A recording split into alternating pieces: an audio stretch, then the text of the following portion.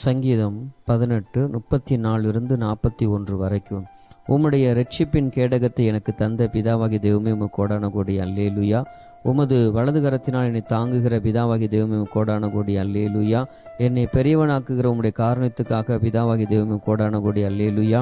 என் கைகளை யுத்தத்திற்கு பழக்கி வைக்கிற இயேசு தெய்வமே உமக்கு கோடான கோடி ஓசன்னா.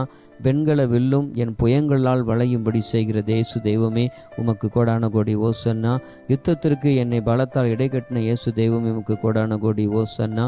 என் கால்கள் வலுவாதபடி செய்கிற ஆவியானவராகிய தெய்வமே உமக்கு கோடான கோடி ஸ்தோத்திரம். நான் நடக்கிற வழியை அகலமாக்கின ஆவியானவராகிய தெய்வமே உமக்கு கோடான கோடி ஸ்தோத்திரம்.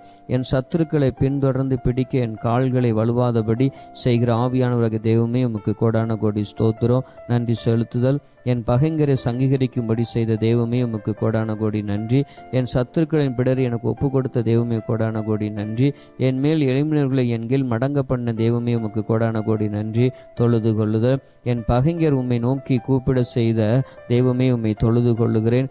என் பகைஞர் கூப்பிடும்போது அவர்கள் ரட்சிக்க உம்மை தவிர வேறு ஒருவரும் இல்லாததால் தெய்வமே உம்மை பணிந்து கொள்ளுகிறேன். என் பகைஞர் கூப்பிடும்போது அவர்களுக்கு உத்தரவு கொடுக்காத தெய்வமே உம்மை நமஸ்கரிக்கிறேன். ஆமேன்.